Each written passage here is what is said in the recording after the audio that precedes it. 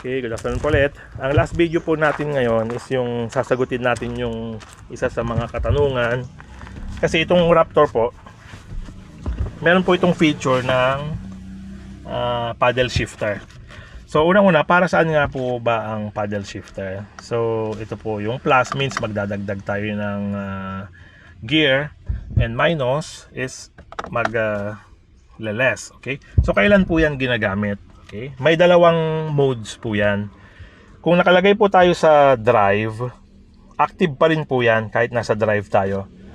So plus, gusto nyo mag plus, gusto nyo mag minus. So lalabas po dyan sa dashboard kung ano na yung kanyang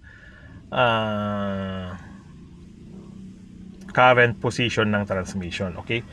So kailan po ginagamit ito and kung kailangan po ba? Okay? So ang naging para sa akin po siguro ang naging reason kung bakit nilagyan ng Ford ng ganito is not only para sa mga drivers na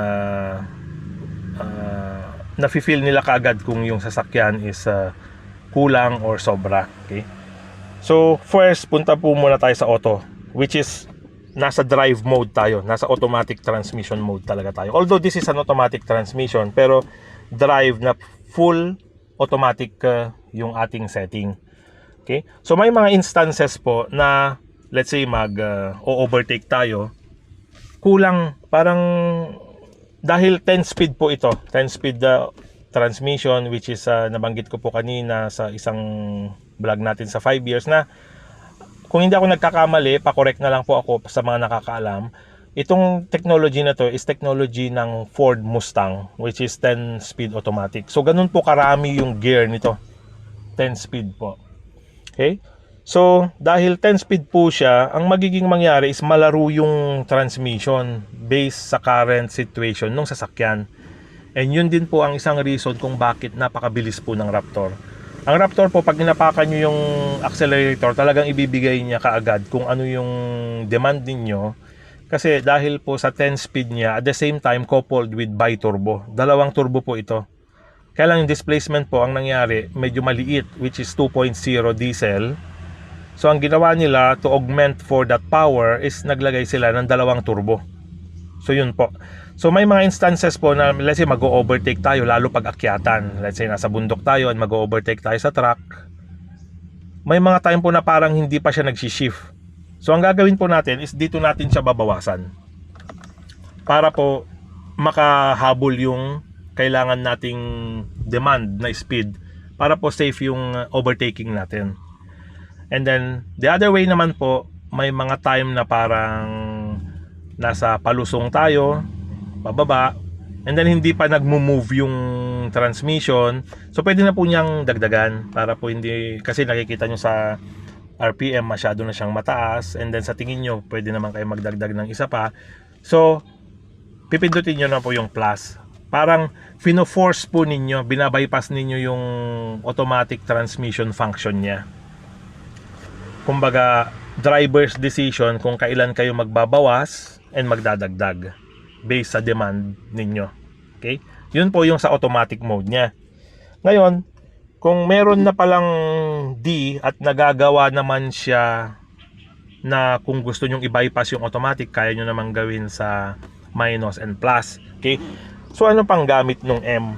So itong M is purely manual na po ito. Wala na pong assistance ang computer.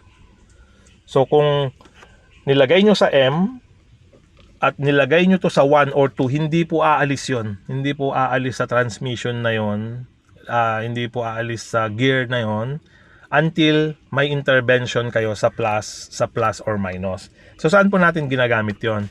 Ginagamit po natin yon sa mga pagkakataon na parang let's say umaakyat tayo ng dahan-dahan na super tarik, or gusto nating makaalis sa difficult condition kung saan nabalaho tayo, ayaw nating maglaro yung transmission.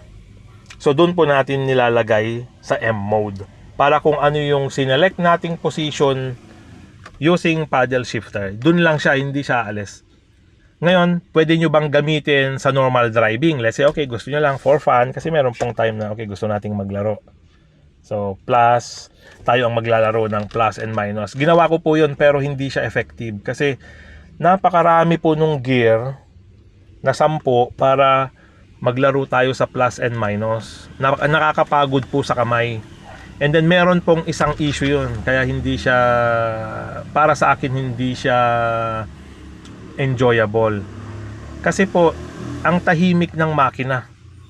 Ang tahimik ng makina, and itong sasakyan na to is nilagyan po ng noise cancelling. Ito po yung mga, ang alam ko po yata is ito yung, I don't know po, ito yung speaker or noise cancelling, or ito yung speaker or noise cancelling. Anyway, yan po yung mga yan, yung mga nakikita nyo yan is dalawa po yan. Ang alam ko siguro ba, pag design wise siguro mas proper na ito yung mic, kasi meron pong voice command ito pag gusto nyo ito yung voice command feature.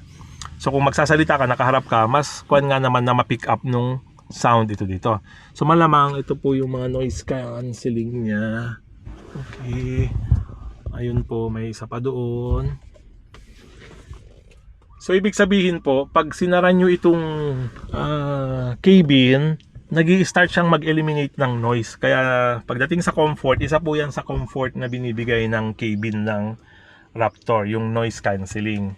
Yan po yung mga feature na nilalagay sa headphone para po mas, kapag gusto nating makinig ng music, mas maganda po pakinggan dahil binabawasan niya yung ambient noise. Okay? So, para sa akin po, napakalaking bagay nitong paddle shifter na to.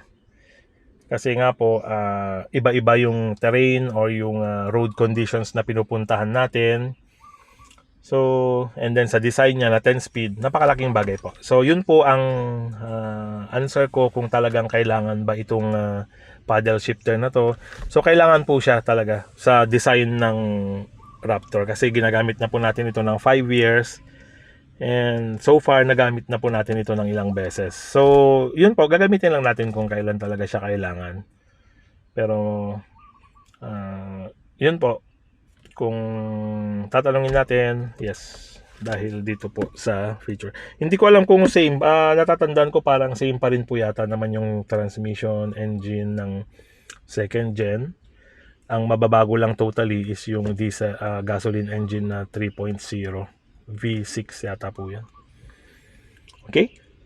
So, yung manual, kapag nabalaho, i-couple po natin normally ng differential lock, rear diff lock. Itong itong downhill assist, nagamit na po natin ito once. Kasi umakyat tayo sa matarik na maisan, and then tinest ko lang po. Pero normally, itong downhill assist, ito po siguro yung isa sa mga features dito na very very seldom na gamitin. Kasi itong downhill kaya nyo naman na pong kontrolin dito sa pedals. Anti-lock. Tama po ba? Anti-lock. Okay. So, okay. So yun po yung ating usaping paddle shifter. So, sana po nakatulong sa information na nai-share ko sa inyo ngayong araw. And mag-update po ako from time to time. Parang may natanggal po doon. Yun, no? So, from time to time, so mag-update po tayo ulit kapag meron tayong mga papalitan na mga major. So, ang next na nakikita ko pong malaking update natin dito is yung decision natin na gawin yung timing belt from 80,000 from 100,000 as recommended by Ford down to 80,000 pagpalo niya sa ito. So meron pa po tayong almost 900 kilometers para mag-decide. Okay? So yun po, and sana po nakatulong itong ating information. Okay? Okay. Salamat po.